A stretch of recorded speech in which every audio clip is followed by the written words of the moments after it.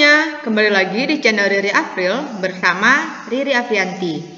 Nah, pada video kali ini kita akan melakukan pembuktian rumus untuk cos alfa ditambah beta dan juga cos alfa dikurang beta.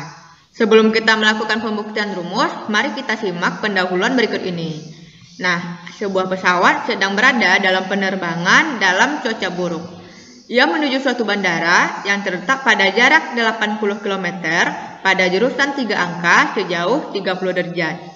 Tetapi jika pesawat terbang melalui jalur 50 km di depan pesawat terdapat gumpalan awan yang bisa membahayakan penerbangan sehingga pilot harus membelokkan pesawat sejauh 45 derajat dari rencana semula. Nah, berapa jarak pesawat dari gumpalan awan setelah mengubah arah dan terbang sejauh 50 km? Nah, coba kita lihat dulu ilustrasinya. Jurusan 3 angka itu ditunjukkan ke depan seperti ini. Kita anggap aja ke utara. Dia harus menuju ke arah bandara dengan arah sejauh 30 derajat. Tetapi di depannya ada gumpalan awan hitam yang sangat berbahaya. Sehingga ia harus sedikit membelokkan sejauh 45 derajat.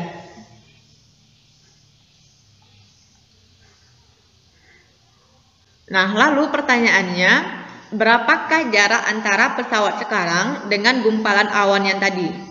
Berarti jarak ini ya. Nah, di sini pesawatnya berjalan sejauh 50 km dan jarak awan dari posisi awal pesawat juga 50 km.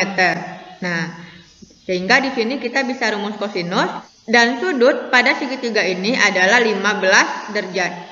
Dari mana kita tahu 15 derajat? 45 dikurang 30 derajat. Kalau kita keluarkan gambarnya kira-kira seperti ini. Nah, ini 15 derajat. Sedangkan sisi ini jaraknya tadi 50 km. Yang ini juga 50 km. Ini yang dicari. Nah, apakah kamu bisa mencari jarak antara gumpalan awan dan pesawat sekarang? Nah, ini dengan menggunakan aturan kosinus, yaitu A kuadrat sama dengan B kuadrat ditambah C kuadrat dikurang 2BC cos alfa. A kuadratnya itu jarak tersebut sama dengan B-nya adalah 50 kuadrat ditambah 50 kuadrat dikurang 2 dikali 50 dikali 50 dikali cos sudutnya, yaitu 15 derajat. Nah, di sini kita mendapatkan cos 15 derajat.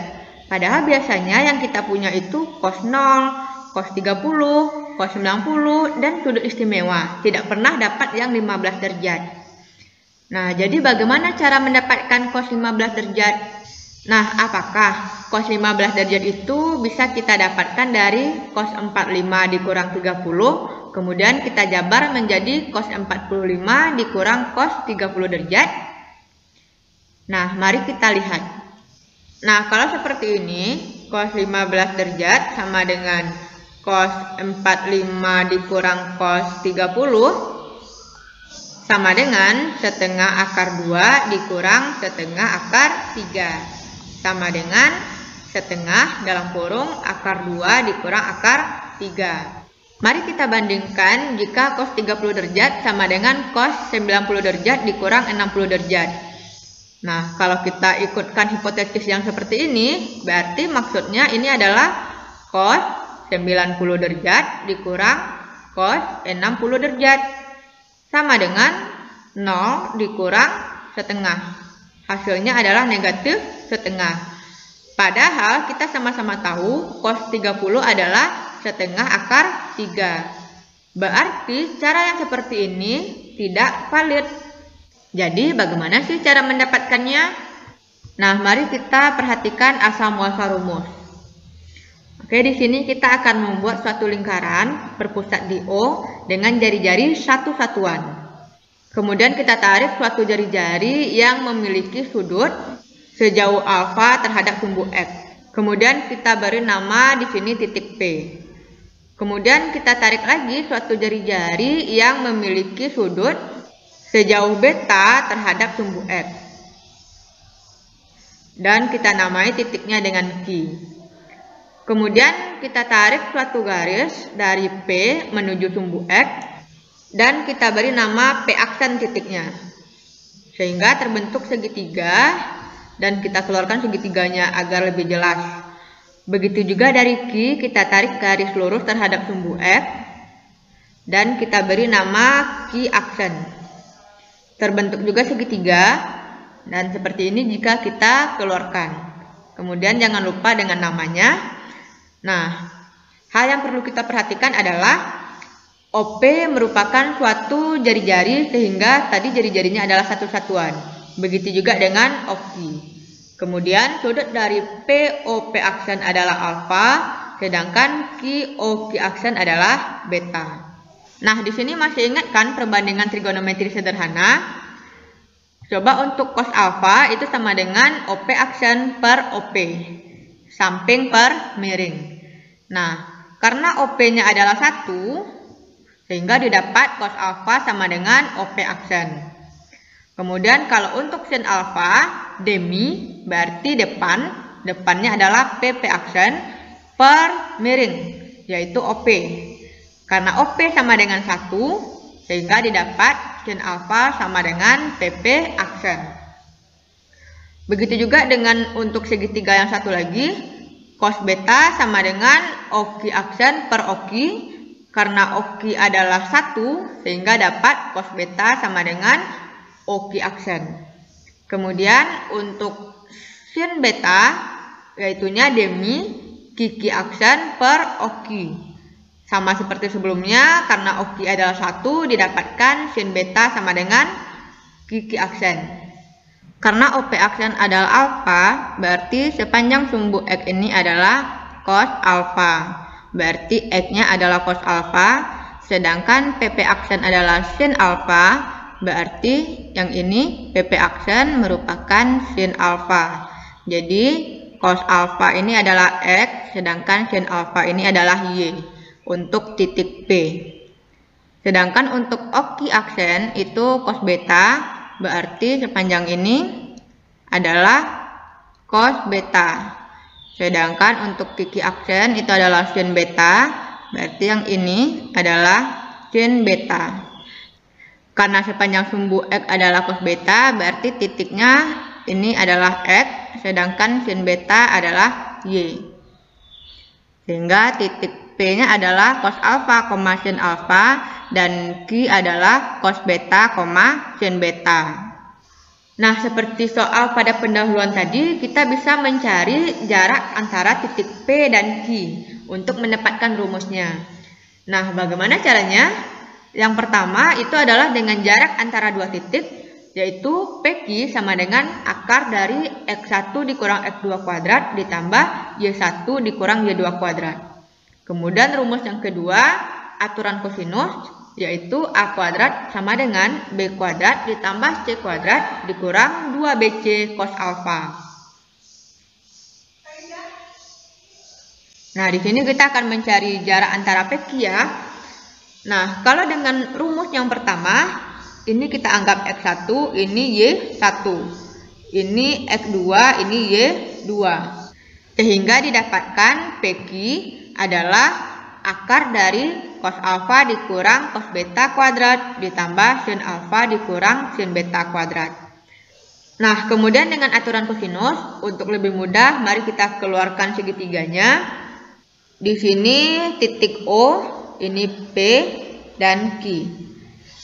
Karena di sini kita mau mencari PQ, berarti kita anggap sisi PQ adalah sisi A dan dua sisi apit lainnya diberi nama B untuk OQ dan C untuk OP. Dan sudut apit yang kita gunakan adalah alfa dikurang beta.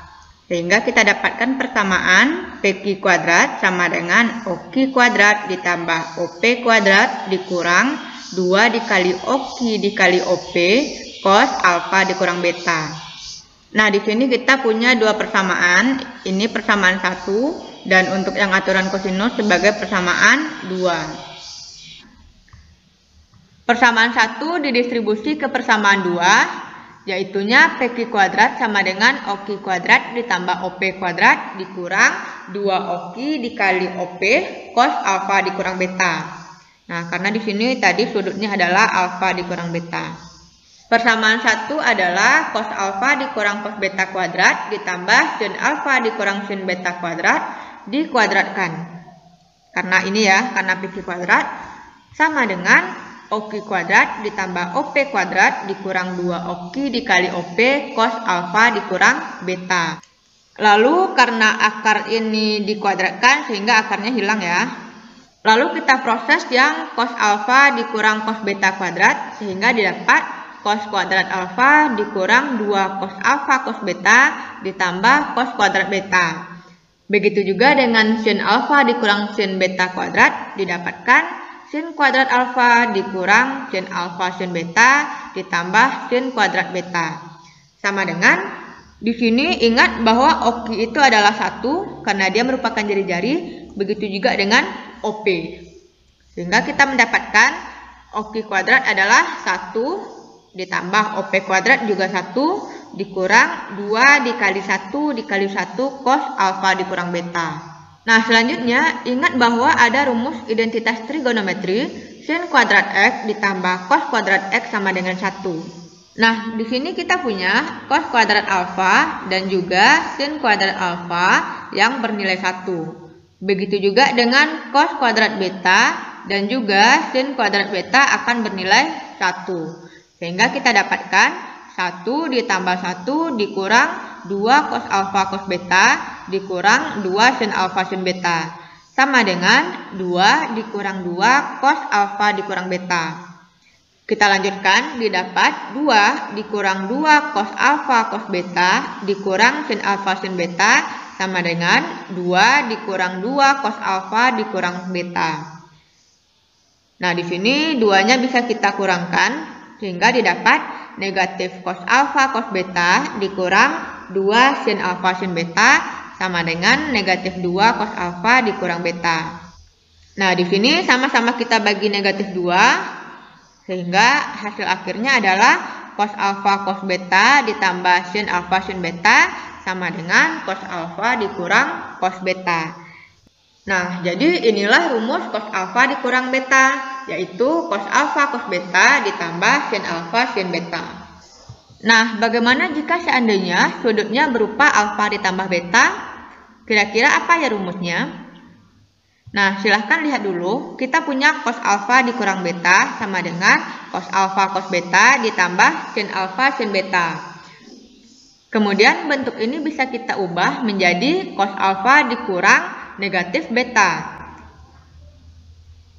Nah, sehingga ini karena negatif dikali negatif dapatnya alfa ditambah beta.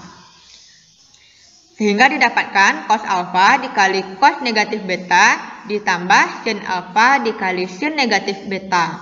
Kemudian ingat bahwa sin min X sama dengan min sin X. Sedangkan cos min X sama dengan cos X.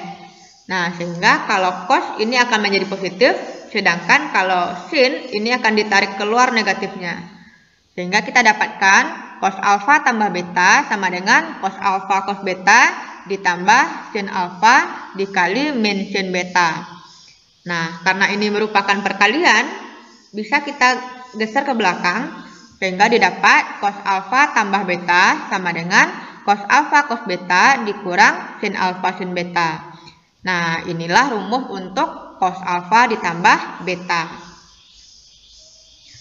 Oke, kesimpulannya untuk rumus jumlah dan selisih sudut pada kosinus yaitu cos alfa tambah beta sama dengan cos alfa cos beta dikurang sin alfa sin beta dan juga cos alfa kurang beta sama dengan cos alfa cos beta ditambah sin alfa sin beta. Nah, bisa diperhatikan jika sudutnya ditambah maka rumusnya dikurang cos alfa cos beta kurang sin alfa sin beta. Sedangkan jika dikurang sudutnya rumusnya ditambah. Jadi ada kebalikan sehingga kamu bisa menghafal dengan lebih mudah.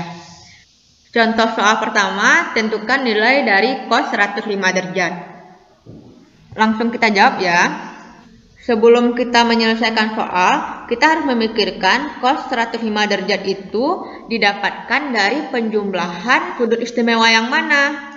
Nah, kita bisa memikirkan bahwa cos 105 itu bisa didapat dari cos 60 derajat ditambah 45 derajat.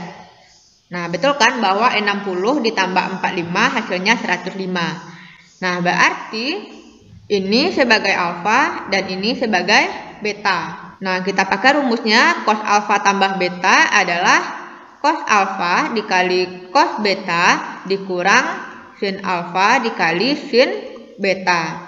Sama dengan cos 60 derajat dikali cos 45 derajat dikurang sin 60 derajat dikali sin 45 derajat. Sama dengan cos 60 nilainya setengah dikali setengah akar 2 untuk cos 45 dikurang sin 60 setengah akar 3 dikali setengah akar 2. Sama dengan 1/4 akar 2 dikurang 1/4 akar 6. Nah, ini boleh kita sederhanakan menjadi 1/4 dalam kurung akar 2 dikurang akar 6. Nah, jadi inilah hasil dari cos 105. Apakah bisa dipahami? Oke, kita lanjut ke contoh 2. Tentukan nilai dari cos 15 derajat. Nah, langsung kita jawab ya. Nah, sebelumnya kita pikirkan dulu, cos 15 derajat itu bisa kita dapatkan dari penjumlahan atau pengurangan sudut yang mana. Nah, di sini bisa kita lihat bahwa 15 itu bisa kita dapat dari 45 derajat dikurang 30 derajat. Nah, 45 dikurang 30, 15 kan? Nah, berarti ini kita pakai rumus yang pengurangan. Jadi 45 sebagai alfa, sedangkan 30 sebagai beta. Sehingga sesuai dengan rumus selisih sudut didapat cos 45 derajat dikali cos 30 derajat ditambah sin 45 derajat dikali sin 30 derajat. Sama dengan cos 45 adalah setengah akar 2 dikali setengah akar 3 ditambah setengah akar 2 dikali setengah. Sehingga hasilnya adalah 1/4 akar 6 ditambah 1/4 akar 2. Jika kita sederhanakan, boleh ditarik keluar 1/4-nya, sehingga 1/4 akar 6 ditambah akar 2. Nah, jadi inilah hasil dari cos 15 derajat. Nah, apakah bisa dipahami? Nah, sebenarnya soal seperti ini mudah bukan? Oke, untuk kali ini cukup 2 soal saja. Silahkan di follow dan juga subscribe. Follow-nya Instagram saya yaitu @ririapril dan juga subscribe channelnya yaitu Riri April. Nah, terima kasih, sampai jumpa.